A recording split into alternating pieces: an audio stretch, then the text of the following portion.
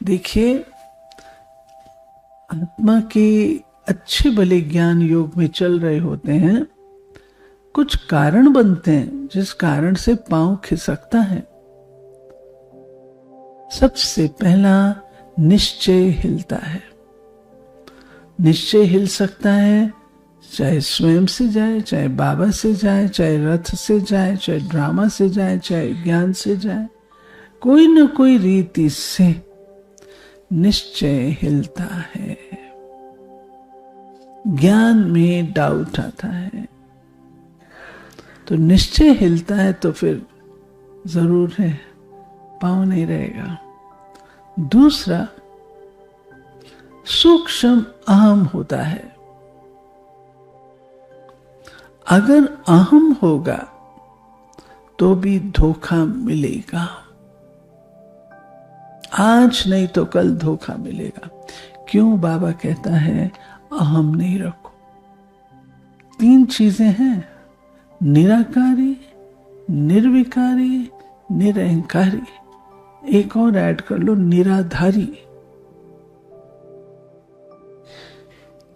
अगर देवभान वाले हैं, निराकारी नहीं है, देवभान वाले हैं, मेरे को क्यों कहा? मुरली सुन रहे हैं, कहेंगे ये मुरली जो है मेरे लिए चला रहा है। देवभान वाले ऐसे। अरे दवाई बाबा दे रहा है तो जहां घाव होगा वहां दवाई लगेगी तो सही ना। अगर होगा ही नहीं तो दवाई थोड़ी वहां पे कोई तंग करेगी। स्पिरिट है, वैसे ठंडी लगती है, कोई घाव पे लग जाए तो तेज लगती है। ये फर्क है। मुरली तो वही है। बाबा आपको इमर्ज करके थोड़ी मुरली चला रहा है, ये स्पेशल आत्मा को मैं मुरली चलाऊं। मुरली तो मुरली है।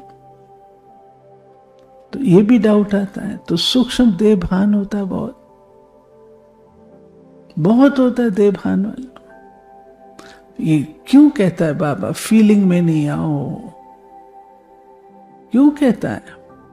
ज्ञान से अपन को ठीक करो। फीलिंग में आएंगे तो एक ना एक दिन पांव खिसक जाएगा।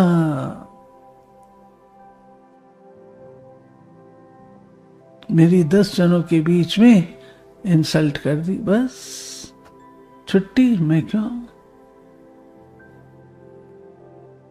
चौथी बात, पढ़ाई पर अगर अटेंशन नहीं होता है,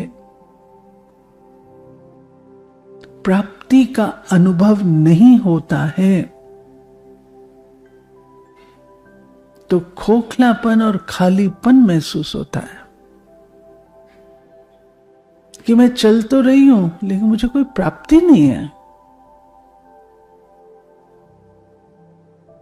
तो प्राप्ति का अनुभव होना चाहिए और प्राप्ति का नशा होना चाहिए। प्राप्ति नहीं है, ये खतरनाक बात है। चेक करना होता है, क्यों मुझे प्राप्ति नहीं है? शायद मेरा कनेक्शन ठीक नहीं है, शायद मैं सुना अनसुना करती हूं, शायद नजरअंदाज कर देती हूं, केयरलेस हूं, शायद आलसी हूं। प्राप्ति का अनुभव नहीं। भगवान सागर है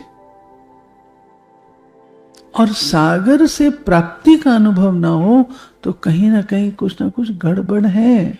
वो लीकेज को ठीक करना होगा, तब प्राप्ति होगी।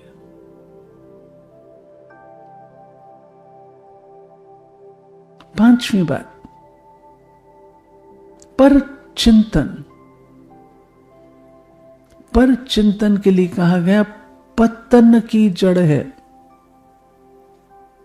खुद को तो देखते नहीं, दूसरों को देखते हैं, फलाना कैसा, फलाना कैसा, अरे इतने साल वाला उसको ये ऐसा, इतने साल वाले ये भी ऐसे करते हैं। तो अरे ये तो पढ़ाई है, आप पढ़ो। वो पढ़ रहा है या नहीं पढ़ रहा है उसकी असेसमेंट आपने थोड़ी करनी है, तो बाबा ने करनी है ना। मैं देख करके अपने चार्ट को खराब कर रही हूं। और बाबा ने कहा पर चिंतन पतन की जड़ है, पतन।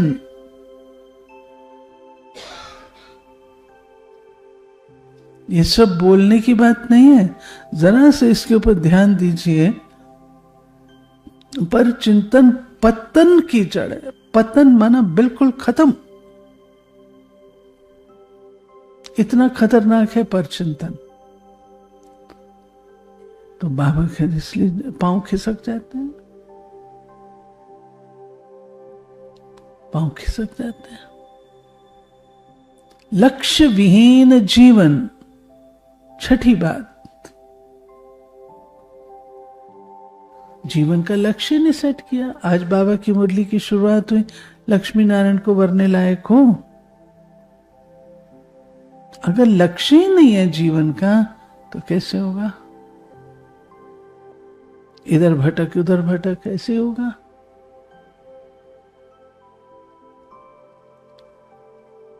सातवां संग।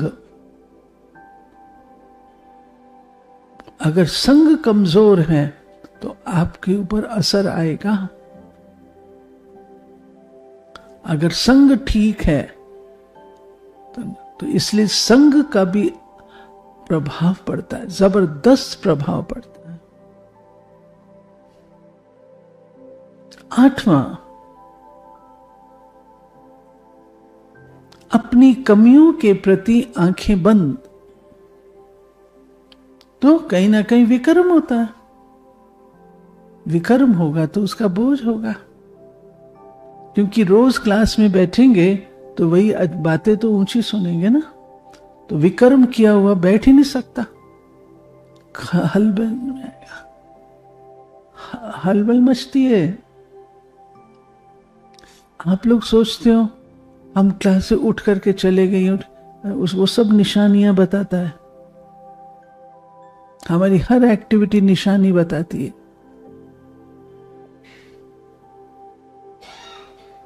जो अच्छे उसके होंगे वो आराम से और अमृत है ना, और नहीं होंगे तो ऐसे भागेंगे। ये सब चेक करना है, ये सूक्ष्म चीजें हैं। आप लोगों की तो धारणा की क्लास नहीं होती है, ये तो धारणा क्लास में सब बातें हमको मिलती। हम अलबेले होकर के हम अमृत वेला मिस कर दें, मर्यादा तोड़ दें। आप अमृत अलबेले हैं, थके हुए हैं, ये हैं वो हैं, और कोई कुछ नहीं कहेगा आपको। क्या कह सकता है? यही कहेगा ना भी आपको करना चाहिए, और तो कुछ नहीं कह सकता। लेकिन आप अपने लिए क्या कर रहे हो वो चेक करना। स्वयं के लिए क्या कर रहे हो?